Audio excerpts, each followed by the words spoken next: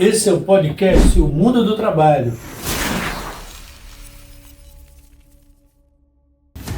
Tudo de bom para você, meu amigo, minha amiga.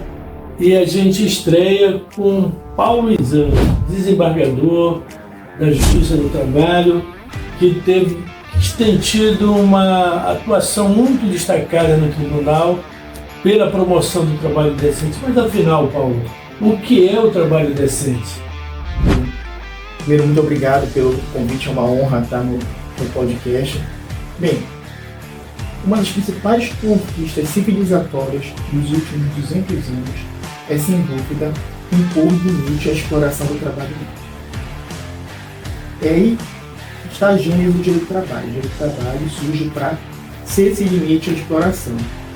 E o atual formato, formado pelos direitos humanos, é de trabalho decente. Então, um trabalho livre, seguro, que a pessoa tenha condições justas de remuneração, tenha repouso, tenha liberdade sindical, é o cerne do trabalho decente.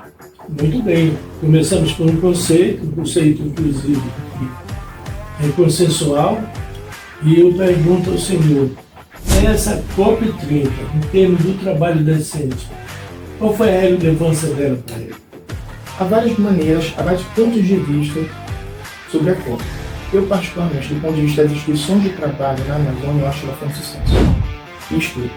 Porque houve, enfim, uma organização, um alinhamento das instituições. E agora, relações de trabalho, desenvolvimento sustentável e emergência climática são temas que andam juntos na pauta da transição justa. Então, não é mais possível falar em transição do modelo de produção com base no carbono para o modelo de produção livre de carbono, sem sustentabilidade. Não é possível mais falar em sustentabilidade sem condições justas de trabalho. Então, essa é a perspectiva.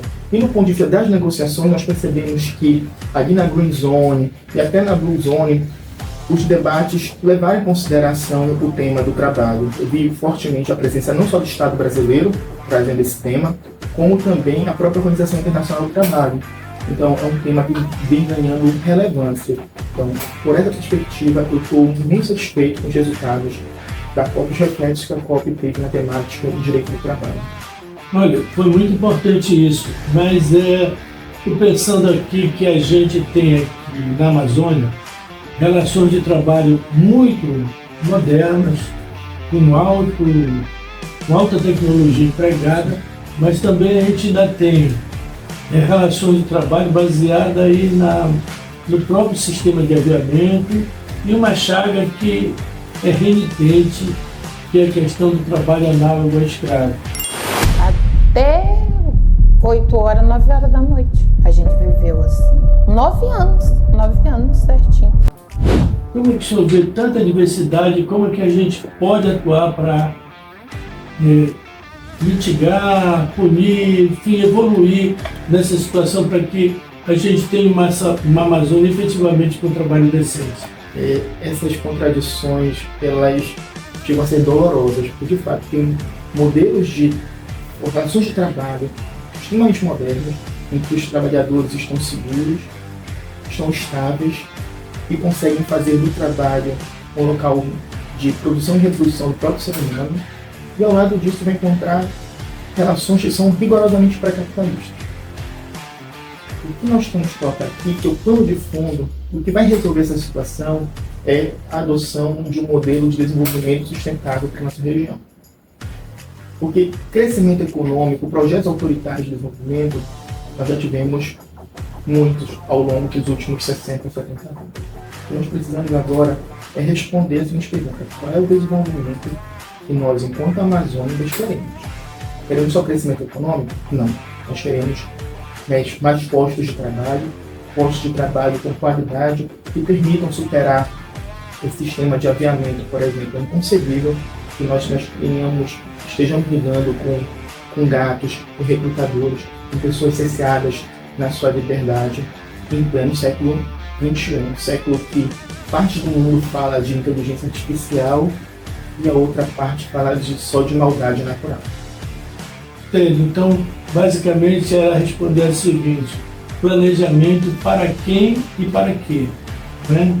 E aí eu acho que tem muita concordância com o sindicato, mas ainda que a gente ainda está nessa fase, vou dizer, assim, rudimentar, eu vejo com muita preocupação o trabalho a céu aberto. Como é que a gente está pensando isso em termos das instituições que tratam do mundo do trabalho? É claro que o senhor vai responder pelo Tribunal Regional do Trabalho, porque até os indicadores que medem o calor, eles foram trabalhados para ambiente fechado. O senhor conhece já alguma técnica que possa medir esses danos todos no ambiente a céu aberto, tal do estresse térmico? Nós estamos numa cidade que, segundo o Marcos Nobre, vai se tornar inabitável até 2070, assinado por Felipe. Nós estamos na cidade do Brasil, Belém do Pará, em que a capital brasileira foi registrada a maior quantidade de ondas de calor. Então, além dos aspectos técnicos de saber se o BTG é eficiente ou não, seja o único que nós temos, vamos usar. Isso não, de fato não impede que nós aprimoremos as técnicas. O fato é que hoje os nossos trabalhadores, sobretudo estão a céu aberto, estão expostos a condições severas de trabalho. E severas não só para a simples exposição, porque a própria dinâmica de trabalho chega a ser penosa. Estou citado com alguns grupos que se encontram, e aqui no exagero retórico, em estado de hipervulnerabilidade. As pessoas que trabalham com a coleta de lixo público, os trabalhadores da construção civil, sobretudo a construção civil pesada, o pessoal que trabalha com pavimentação e construção de produtos, os trabalhadores de arte. São realmente esses grupos que o estado da arte, o estado técnico que nós temos, já permitem dizer que estão submetidos a condições de calor muito severas. Que é necessário fazer um ajuste, uma adaptação do modo, da organização do trabalho. E se essa organização do trabalho, como por exemplo, ajuste do horário, evitar os horários de maior calor, se pausas ao longo do intervalo for suficiente, investir em tecnologia, garantir hidratação adequada, porque às vezes água não é suficiente, é necessário entrar com hidrólito, o grau de hidratação. Então, o fato é que nós, inclusive, temos um momento muito particular hoje, porque a norma técnica do Ministério do Trabalho, que trata do trabalho a céu aberto, ela está em vias de sofrer revisão. Então, esse é um momento de aproveitar a efervescência dos temas sobre mudanças climáticas e adaptação do esporte de trabalho e rever não só essa norma especificamente, mas rever toda a legislação trabalhista, especialmente aquela que trata das normas de segurança do trabalho, pela perspectiva da emergência climática. Correto. Então, isso, a norma ao que o senhor se refere é a NR15, que inclusive, do nosso ponto de vista, ela tem que alcançar transversalmente as demais normas. Né? Todas as normas regulamentadoras têm que ser alcançadas, tratadas, respeitar a NR15, que venha trazer, desde que ela venha trazer indicadores e soluções para o nosso diálogo. Mas, em se tratando disso, o fim da jornada 6x1 já não era um bom começo para essa situação? Nós vivemos hoje, Paulo, uma epidemia, e aqui não é mais uma vez um exagero retórico, de problemas de saúde mental relacionados ao trabalho. Porque não é só a quantidade de participação, houve uma intensificação do trabalho. Nós estamos hiperconectados, WhatsApp, e-mail, celular. Nós não estamos conseguindo nos distanciar saudavelmente do trabalho. E o que está causando? Sobrecarga. A literatura médica tem casos claros de ansiedade ligada ao trabalho e a situação mais grave que é o burnout, que é o esgotamento. Então, reduzir o tempo de trabalho é importante e aí adotar normas que reduzam a carga de trabalho são um sinal mais do que evidente, é uma coisa mais do que necessária nesse momento, mas algo que nós também precisamos nos preocupar é com a intensificação do trabalho. Eu garanto que essa geração que vive hoje ela é mais produtiva do que a geração que nos antecedeu. e ela é produtiva porque ela aumentou a intensidade do trabalho. Isso tem um custo. Normalmente é o custo na saúde física e mental do trabalhador. Essa intensidade ela ocorre de forma diferente, atrás das contradições. Se aqui, no uso intensivo da tecnologia, você tem uma elevação muito grande da produtividade e a queda de qualidade de vida do trabalhador por uma exposição e uma concentração que excede o limite físico do ambiente do trabalho, e lá no campo você tem um estresse térmico temperando um trabalho que ainda é braçal, que ainda tem pouco ou quase nada de uso de tecnologia, salvo nos grandes latifúndios onde foram plantadas sojas, que já tem uma máquina de soja e outra monocultura que tem um sistema próprio, ar-condicionado com trator, enfim, justamente para produzir mais e mais. Então, eu me pergunto assim para o senhor, assim, de forma reflexiva. Nós estamos num momento em que a gente teria que pegar determinadas cadeias produtivas e fazer legislações diferenciadas, que veja, as doenças psicossociais elas estão alcançando quase todas as categorias urbanas, mas com muito mais, vamos dizer, incidência nos bancários. Como é que o senhor vê isso? No direito do trabalho brasileiro, há uma tradição, que não vou dizer se é certo ou errado, mas de fazer proteção por categoria. Isso não dos seus bônus ou seus homens. Acaba tendo uma fragmentação. Mas é claro que toda atividade econômica ela vai ter os riscos próprios comuns e que precisam ser mapeados. Mais do que estabelecer um estatuto específico, eu acredito que se nós fizermos os planos de gestão de riscos adequados, concretos, reais, não documentos cartoriais que fazem porque é uma obrigação legal, seria um bom caminho para entender quais medidas devem ser tomadas. Porque não existe como implementar medidas que efetivamente protejam a saúde e segurança do trabalhador sem um adequado risco, um adequado entendimento dos riscos próprios da atividade econômica. Os bancários, por exemplo, os bancários hoje, eles sofrem de várias maneiras.